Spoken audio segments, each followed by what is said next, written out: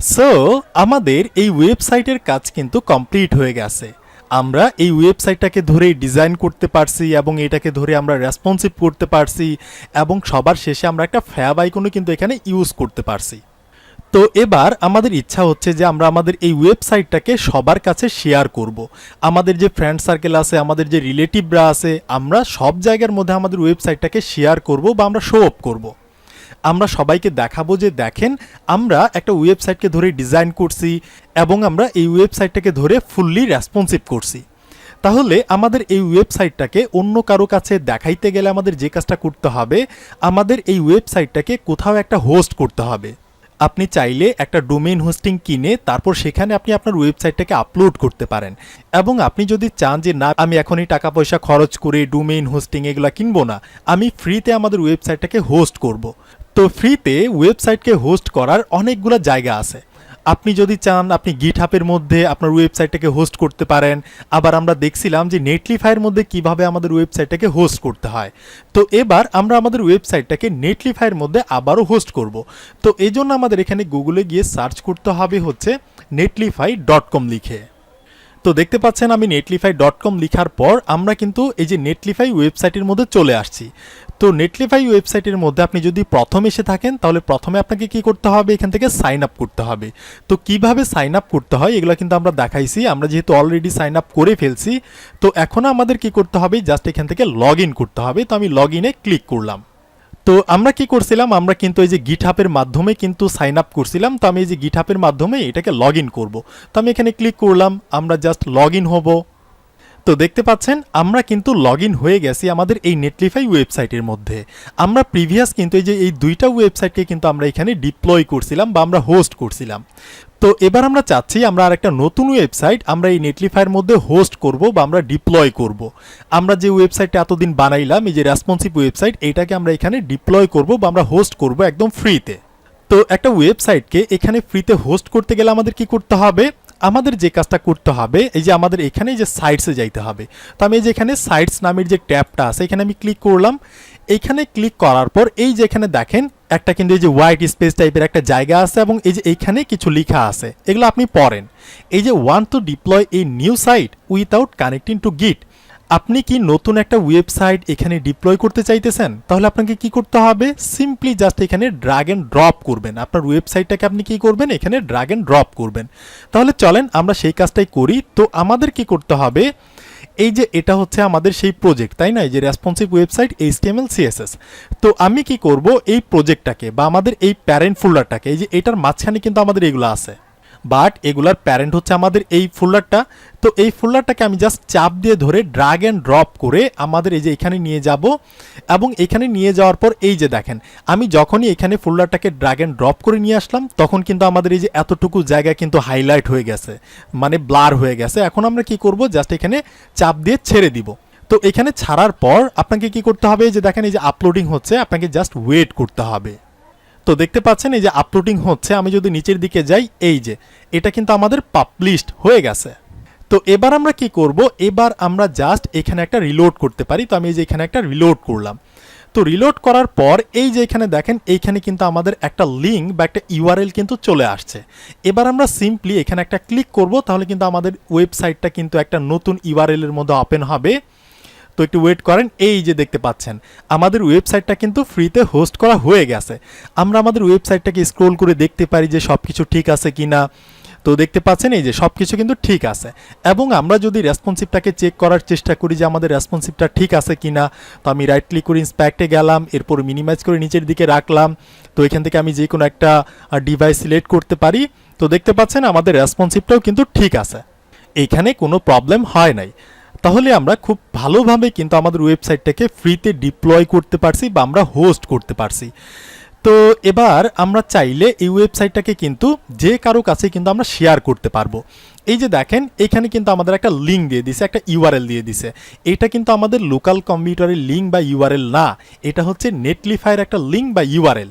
তো এবার যদি আমরা এই ইউআরএলটাকে জাস্ট সিলেক্ট করে কপি করে আমরা যদি কাউকে দেই, সে যে দেশেই থাকুক, সে যে কোনো জায়গার মধ্যেই থাকুক, তার যদি ইন্টারনেট কানেকশন থাকে তাহলে কিন্তু আমাদের এই ওয়েবসাইটটাকে সে দেখতে পারবে।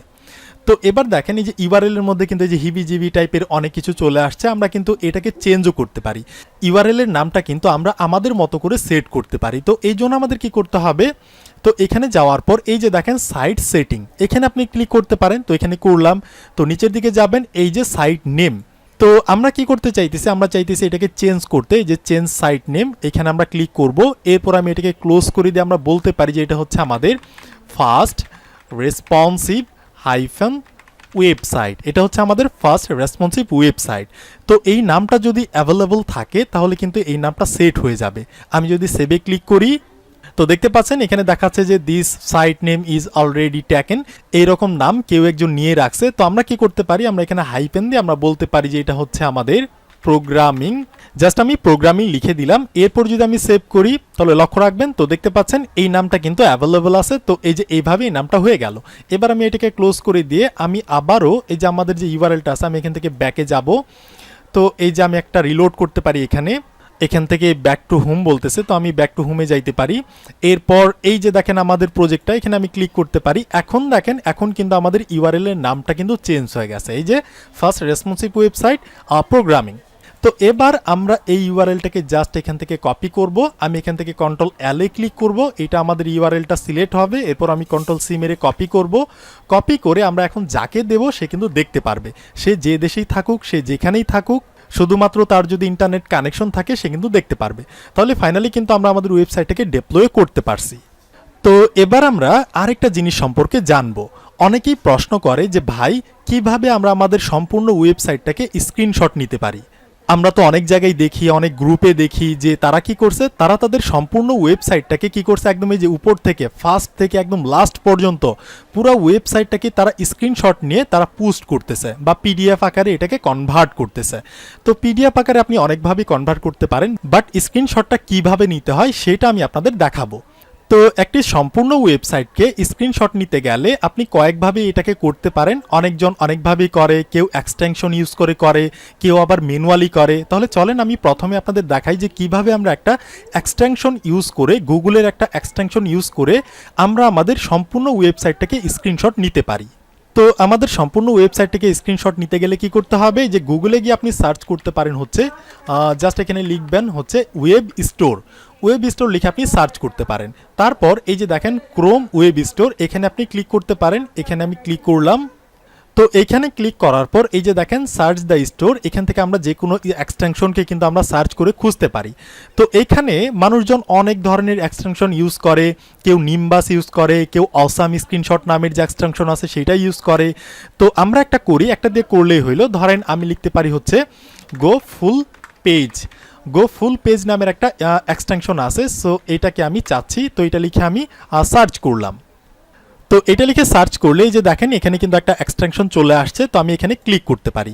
এখানে ক্লিক করে এই যে দেখেন অ্যাড টু ক্রোম, আমরা এই এক্সটেনশনটাকে আমাদের ক্রোম ব্রাউজারের মধ্যে আমরা অ্যাড করে নিতে পারি। তো এখানে আমি জাস্ট সিম্পলি ক্লিক করতে পারি। আচ্ছা, আপনি যদি এইভাবে আপনার ওয়েব স্টোরের মধ্যে না আসতে পারেন তাহলে আপনি কি করবেন, আপনি জাস্ট এই যে এইখানে যাবেন, এই যে থ্রি ডট আছে না, এই থ্রি ডটের মধ্যে একটা ক্লিক করবেন। এরপর দেখেন এই যে মোর টুলস, এখানে আপনি ক্লিক করতে পারেন। ক্লিক করতে হবে না, মাউসটা নিয়ে গেলে হবে। এরপর দেখেন এই যে এক্সটেনশন, এখানে আপনি ক্লিক করতে পারেন। এইখানে ক্লিক করে এই যে বারটা আছে না, এই যে থ্রি লাইনের যে বার, এখানে ক্লিক করতে পারেন। এরপর নিচের দিকে দেখেন এই যে ওপেন ক্রোম ওয়েব স্টোর, এখানে আপনি ক্লিক করতে পারেন। এইখানে ক্লিক করলে কিন্তু আপনি এই যে সেম জায়গার মধ্যে চলে আসবেন। তারপর আপনি এখানে সার্চ করতে পারেন হচ্ছে গো ফুল পেজ লিখে আপনি সার্চ করতে পারেন। আমি এই ধরনের একটা এক্সটেনশন চাচ্ছি, তো এখানে আপনি যে কোনো এক্সটেনশনই কিন্তু ইউজ করতে পারেন। এরপর আমি জাস্ট এখানে ক্লিক করব। এখানে ক্লিক করে যে অ্যাড টু ক্রোম, এটা আমরা আমাদের ক্রোম ব্রাউজারের মধ্যে এই যে অ্যাড এক্সটেনশন, এখানে আমরা ক্লিক করব। এখানে ক্লিক করলাম, এইটা কিন্তু আমাদের এক্সটেনশন হিসাবে অ্যাড হয়ে যাওয়ার কথা, এই যে এটা হচ্ছে অ্যাডিং হচ্ছে। তো এটা কিন্তু ফাইনালি অ্যাড হয়ে গেছে। এরপর আমরা জাস্ট এখান থেকে ক্লোজ করতে পারি, তো আমি করে দিলাম। এখন আমরা যদি এই যে এখানে যাই, এখানে গিয়ে আমাদের এই যে মোর টুলসে যাব। এরপর আমরা আমাদের এক্সটেনশনের মধ্যে যাব। তো যাওয়ার পর তো এই যে দেখেন এই যে আমাদের এক্সটেনশনটা কিন্তু এখানে চলে আসছে। তো এরপর আমি কি করতে পারি, এরপর আমি জাস্ট এই যে এইখানে ক্লিক করব। এই যে দেখেন এই টাইপের একটা কিছু আছে না, এখানে আমি ক্লিক করব এক্সটেনশন। এখানে ক্লিক করার পর এই যে আমাদের যে এক্সটেনশনটা এই যে গো ফুল পেজ, এইটাকে জাস্ট আমি পিন আপ করে রাখবো। তো আমি যে পিনের উপর ক্লিক করতে পারি, তাহলে কি হবে, এটা এই যে এখানে কিন্তু চলে আসছে এই যে ক্যামেরা টাইপের, এটা কিন্তু এখানে চলে আসছে। তো এবার আমি যে কাজটা করতে পারি, আমরা আমাদের এই পুরা ওয়েবসাইটটাকে আমি স্ক্রিনশট নিতে যাচ্ছি একদম ফার্স্ট টু লাস্ট। তো এই জন্য আমাদের কি করতে হবে, যে ক্যামেরার উপর ক্লিক করতে হবে। তো আমি যেখানে দেখেন মাউস নিয়ে যাওয়ার পর কিন্তু এখানে দেখাচ্ছে যে এটা হচ্ছে আমাদের গো ফুল পেজ নামের যে এক্সটেনশন সেইটা। তো আমি এখানে ক্লিক করতে পারি, করলাম। এখানে ক্লিক করলে যে এইভাবে লোডিং হবে, মানে প্রসেসিং হবে সম্পূর্ণ ওয়েবসাইটটা। তো হয়ে গেল। তো এরপর এই যে দেখেন আমাদের ওয়েবসাইট কিন্তু স্ক্রিনশট নেওয়া হয়ে গেছে, আমাদের সম্পূর্ণ ওয়েবসাইটটারই কিন্তু স্ক্রিনশট নেওয়া হয়ে গেছে। এবার আমি চাইলে যে জুম করে দেখতে পারি, দেখতে পাচ্ছেন আমি জুম আউট করে দেখতে পারি যে এই টাইপের। তো এরপর আমি যদি চাই যে পিডিএফে আমি ডাউনলোড করব, তো আমি এটাকে পিডিএফ আকারে ডাউনলোড করতে পারি। আবার আপনি যদি বলেন যে আমি পিএনজি মানে ইমেজ আকারে আমি এটাকে ডাউনলোড করব, তো আপনি এখানে থেকে এটাকে ডাউনলোড করতে পারেন। আবার আপনি এখান থেকে এডিটও করতে পারেন। তো ধরেন আমি এটাকে পিএনজি আকারে ডাউনলোড করব, তো এখানে আমি ক্লিক করলাম। এরপর আমাদের অ্যালাউ করে দিতে হবে, এখানে আমি অ্যালাউ করলাম। এই যে দেখতে পাচ্ছেন এটা কিন্তু এই যে ডাউনলোড হচ্ছে।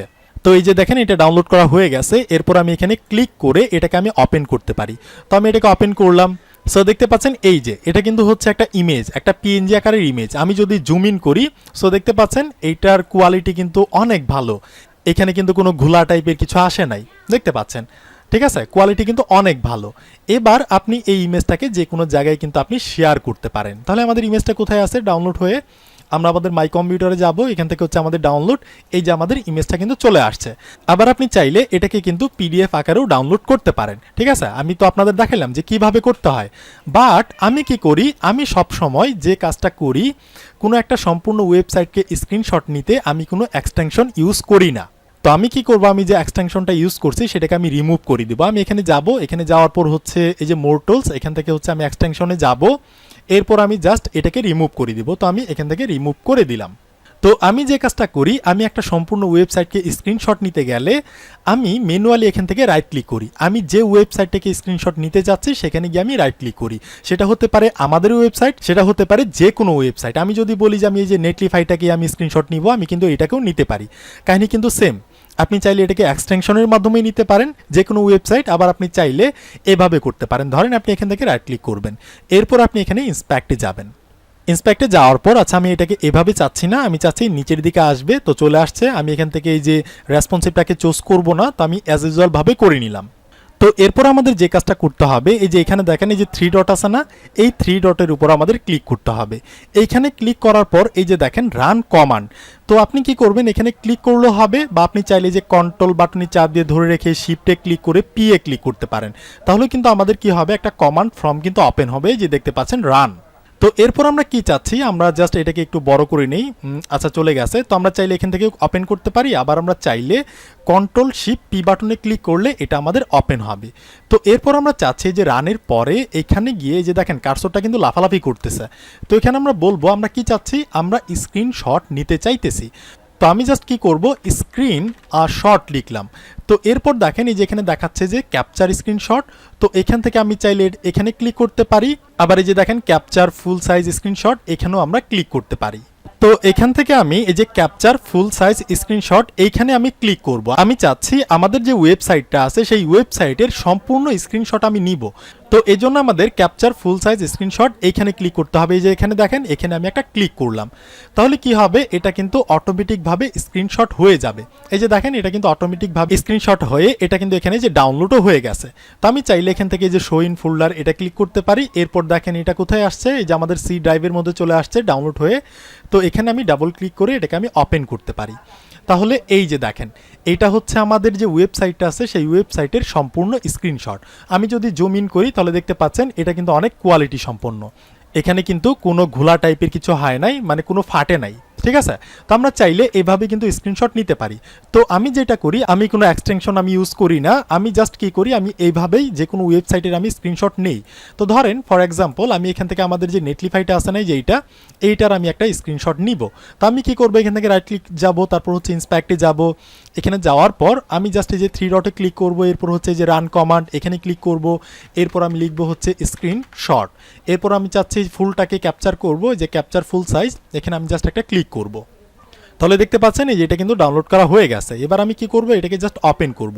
তো আমি ইমেজটাকে ওপেন করলাম, এই যে দেখতে পাচ্ছেন এটা কিন্তু মানে ফুললি কিন্তু স্ক্রিনশট হয়ে গেছে। তো আপনি চাইলে এভাবেও কিন্তু করতে পারেন, আবার আপনি চাইলে যে কোনো একটা এক্সটেনশন ইউজ করে কিন্তু আপনি করতে পারেন। তাহলে আমি আশা করি আপনাদের বোঝাতে পারছি। তো প্র্যাকটিস করেন, কথা হচ্ছে নেক্সট ভিডিওতে।